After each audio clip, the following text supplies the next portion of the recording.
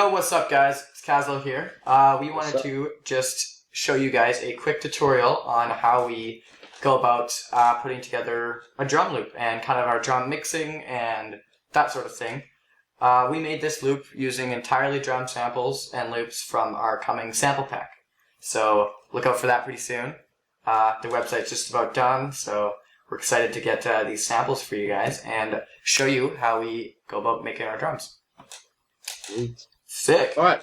All right. So, first off, using samples, good samples is important for your drums. Right. Hands down, the number one thing. If you don't have good samples, you can't get something to sound good usually. So let's start off with just a kick. Now, generally, all of our stuff, especially all our kicks actually, is we saturate it quite a bit. Now, how we'll do that is we use like a multi-band saturator, which you can get with Fat Filter, Saturn does it. There's quite a Yeah. few. But yeah, you basically want a saturator where you don't saturate the whole sound. You can just choose how much of the sound you want to saturate. Exactly. So there's a good reason. Yeah, in this one, are you only doing above or are you doing below? Only above. Okay, yeah. So you want to leave the low end of the kicks, the subby parts, usually intact. There's no point in boosting those and adding in distortion. You know, you want a clean sounding kick. You don't want a muddy one. So say here on this one, we picked 135 hertz. So now it's only going to saturate above 135 hertz. But and then, in our samples in the sample pack, we've already done this for you. So most of our stuff is going to come already pre-saturated. But this is an example of what we would do. So pretty simple here. One last thing to point out too is the reason we do this on our kicks, for two reasons. One, it makes it a little more unique, and then two, it brings out a lot of the knockiness and just that transient, especially on the high end. It kind of makes it emphasizes it a little bit, so you'll hear it through and mix a lot better. Can we all just laugh at the fact that he just said doo-doo? Or are we not 12? No, you said doo-doo. Do I said doo-doo? You said things we do, and I'm like, I'm 12. Oh, I do the doo-doo. Anyways, sorry for my childishness. Back to the music. All right, so let's play through this sample real quick over all the percussion. So we got.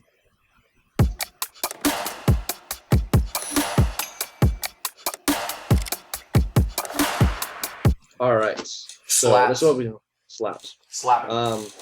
This is what we always do for our verses, drops mainly. Everything uses the same kind of processing. You'll see what we do. So we'll start with the snare in this percussion move. So this snare I think need a little bit more transient. So I did boost it a little bit. Using just any transient shape you can do. Just boost the attack just a little bit, not too much. And so put that together with a kick. It's very simple. Kind of boring. And I know a lot of people do this. They'll just have a kick and a snare. Never enough to drive your song. All right? Yeah. It's important to fill it in with other stuff like, little like percussion stuff in the background, loops. Reverses. Yeah. Anything you want to do. It's good to always add more. So we added a little reverse in. Just to keep it kind of moving. It keeps the flow going. It's literally just the drop. It's literally just that same snare. We just reversed it, put a couple fades on it. That's it. Brought it down in the mix. There's your reverse snare. And that was it.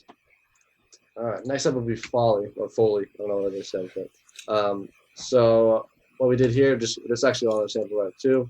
All from our sample pack. We just grabbed 4 random Foley sounds and tossed them in. Threw them in and what they sound like is just this. Very simple stuff. Nothing too interesting. Now, what I like to do with Foley is actually pan a lot of it. This one I didn't do too much because there's not a lot going on in the loop. But I would generally even pan stuff like hard left, hard right.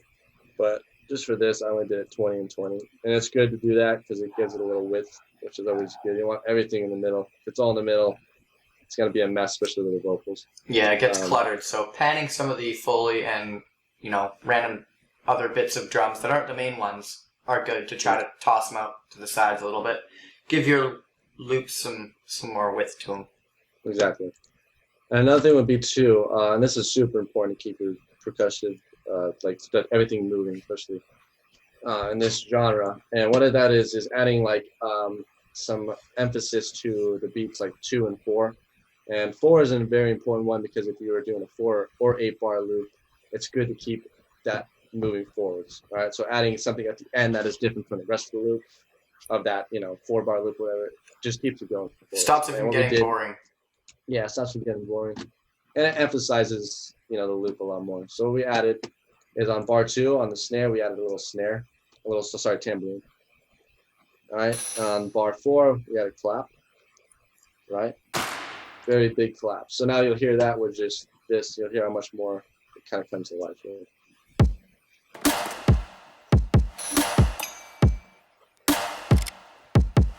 Right, and it's good to always add these like signatures in here that keep it all moving. Signatures, that's not the term. What am I thinking? I don't know. Well, anyways, Accents, So accents. There it is, accents. And another quick note to that: when you are layering, little accent pieces on top of your snares and stuff, make sure that you fade them so that the transients aren't interfering with each other, because that will just be a mess when you go to mix it later. Yeah, like always add in like either delay it a little bit, shift it over left or right, whatever you want to do. Yeah, can delay it or fade it, whatever, just to make sure that the transients don't interfere with each other. Yeah, very important here. All right, so now we have a basic loop with just percussion foley. Let's add in some other percussion stuff too. And here we just have some basic loops. These loops are from our sample pack. Yes. Again? Got some fully processed loops for you guys.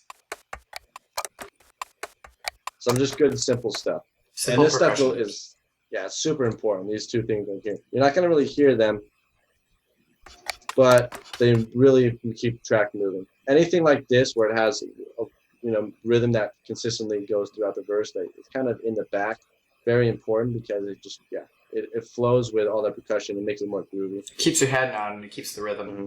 Instead of just adding like a hi-hat, like some people do a hi-hat, kick, snare, gets boring. So fill it in a little bit more.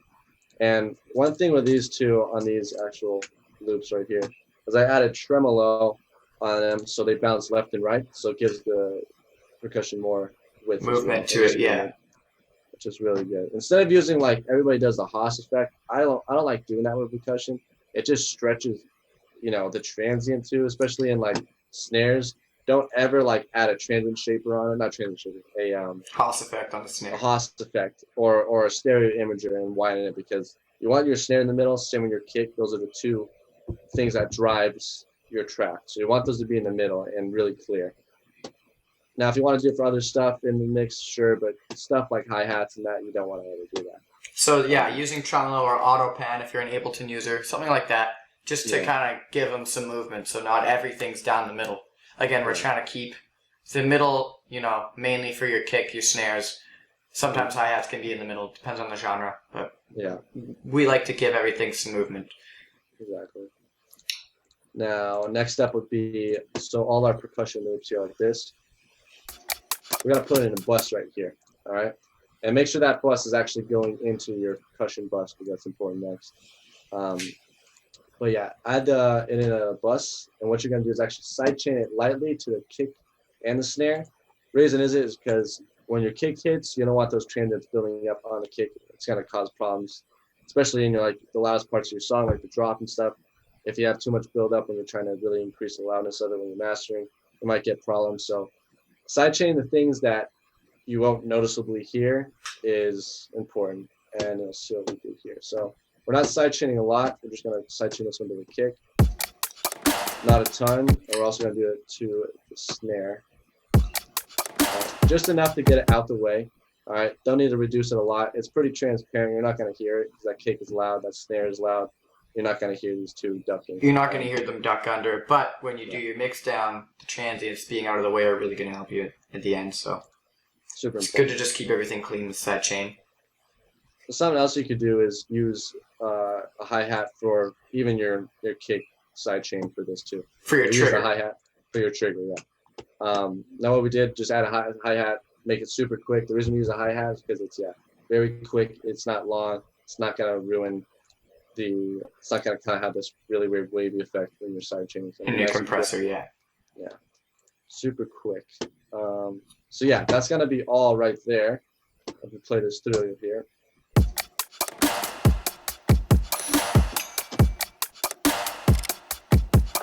Right, so pretty simple. All the elements are there. Everything's kind of sitting where it's supposed to be sitting. So now it's just like, how much can we enhance this? So, you got some good sounding drums. It's all filled out. Now you just want to get them the last step a little bit better. And this is the final step. This is probably the most important part too here. Well, these next coming steps are. So what we're gonna do is saturate a little bit, and really important. It actually brings out that a little bit more body and such, and I don't know, it just enhances the sound of your percussive loop quite a bit. I don't add a lot. I just add a little bit, just on the percussion bus, not on the kick. We're not doing the kick. Any type of saturation could work. I mean, Yeah. you could use Fab Filter Saturn. You could use the built-in one with Ableton, just like a little bit to give your drums some body and warmth to them, but not the kick. Yeah. Because, unless you do the multi-band saturation like we talked about in the beginning. It's super easy to overdo too. You don't want to add too much. If you start actually, hearing a lot of low end or a lot of rumbling, then you're really overdoing it. It's got to be pretty light overall, just to keep it kind of just glued together as well. Next up is going to be parallel compressing. Yes, parallel compression. So parallel compressing is actually pretty important. So what you're doing is, I'll load it up right here so you can see. We have a super fast compressor. Very important to use a fast compressor with this. If you have a slow attack and slow release, it's not going to do the job. You need a really quick attack and quick release. The reason is because you're slamming that percussion in here. That way, you are just getting the slappiness, the transients are being emphasized by just this compressor. It's going to like only thing coming through this compressor that you're going to audibly be able to hear is just more snappiness and just clickiness, which you kind of want. And you'll see here how much this is actually ducking. Yeah. So between 6 and 12 dBs, it's smacking, and just 12 usually, yeah, around 6 to 12 dBs, somewhere in there is good for parallel compression for, I think, EDM like this. Well, for our tracks at least. Yeah, it just thickens up your drums a lot more too when you're adding that in.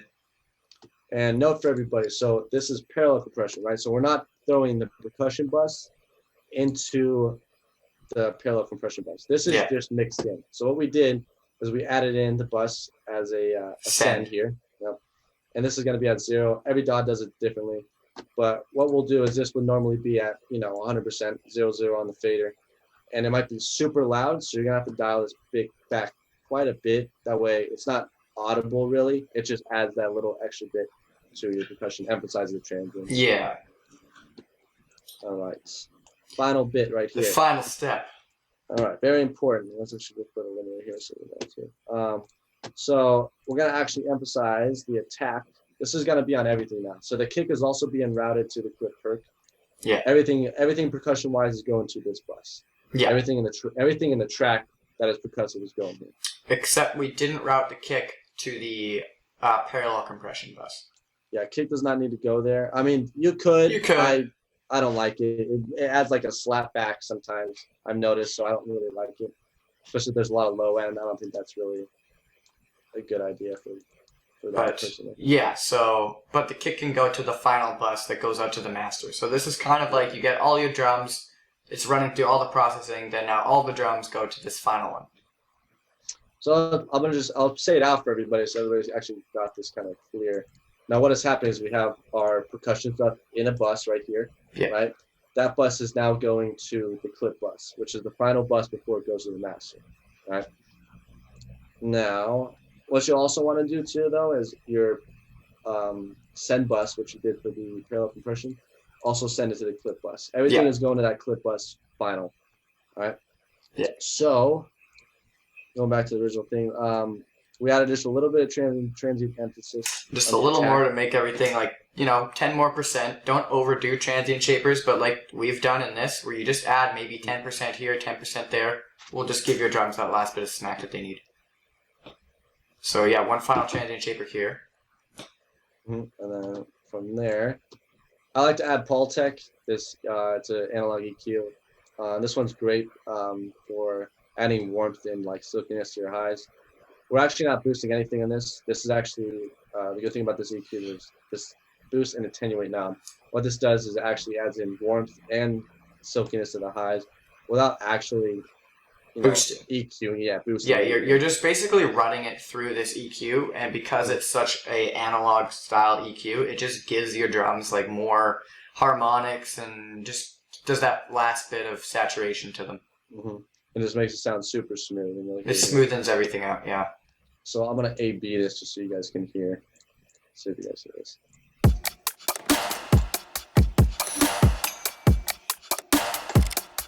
But it adds a little bit, not a lot, but it adds a little bit. You'll hear in the final product here. So lastly is a clipper. The clipper, important. Clipper. All right. So what this is, we're gonna have it on hard clip mode. So unlike a limiter or a compressor, this is actually going to shave off the transients.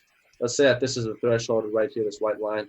Any percussion that goes over that white line is pretty much going to be chopped off, and you won't be able to audibly hear it really unless you overdo it.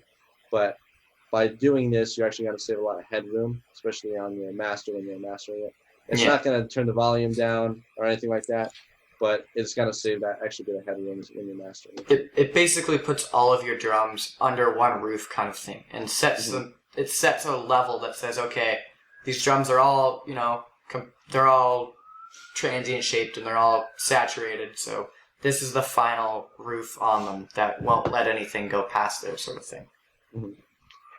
So this is probably the most important part of your percussion too, because actually what this does is that can actually add also a bit of saturation, and if you want your drums to sound super like trappy, you can actually do it with this if you actually increase the clip a lot.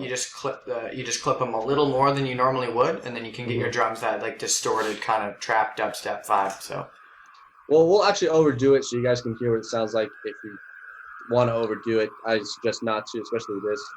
It's easier to overdo, but you can do it if you want that trap as a yeah, we'll show you what it sounds like when you overdo it. All right, so first off, before we do that, I'm going to show you guys what it looks like in a limiter so you guys can see visually see what a clipper's doing, and why it's important. It's super important. So let's just turn off the clipper for now, and you guys will see where the levels sit on the limiter really quick. All right, so we're sitting almost at negative 6 dB, yeah. So let's add the clipper on now, and I'm actually going to put this to 0 so you guys can see. So nothing's going to be happening yet. Right, still the same volume. So as we decrease the clip and go down, you're going to notice that there's going to be like this little red cutoff on the audio format on the clip right here, the clipper, as you see. Right, so you guys see that right there. So what this is doing is it's shaving that off. You can see all the headroom now that we saved. So as I said, it's easy to overdo. So we're going to actually just dial this in a little bit, not too much, just enough to shave off like the kick and the snare mainly. Yeah, you just kind of want those peaks to be taken off. Let's add this in. All right, somewhere around there, right? And now you can see that it went from minus 6 dB down to minus 9. So we saved all that headroom by using this clipper. I'll play it again just so you guys can see really quick. Yeah.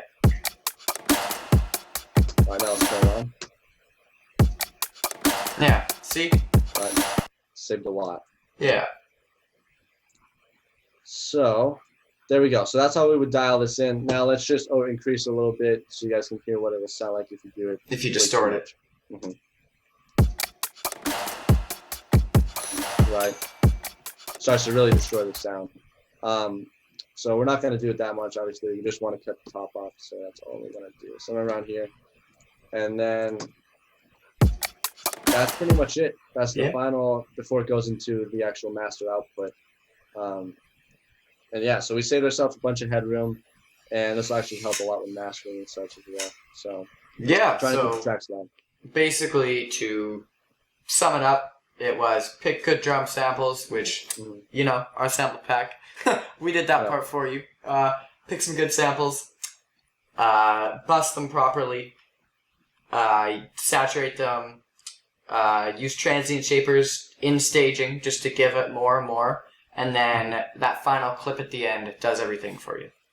And in any case too, if you guys ever have like super loud like percussion, let's say the snare has a really, really like emphasized transient out of the box, whatever sample you're using, let's say you drag it in, like the snare, but the transient's too hard, it comes in way too hot, you could always use a transient shaper to kind of tone it down, or you can use the clipper on the actual snare like we did, just don't overdo it. But again, you can stage the clipper as well in parts like on the snare going into the percussion, but because of the samples we used, it was all sounding good already that we just only did it once on the clipless.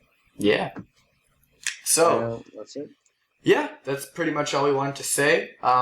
We are open to any suggestions. We want to start doing more YouTube videos and stuff like this for you guys, and just more content in general. So any suggestions that you guys have for future videos, tutorials, drop them in the comments. Let us know what you want us to do. We will keep you guys updated on our sample pack. We're stoked that that's coming soon. And we'll see you guys in the next video. Alrighty, peace. See you guys.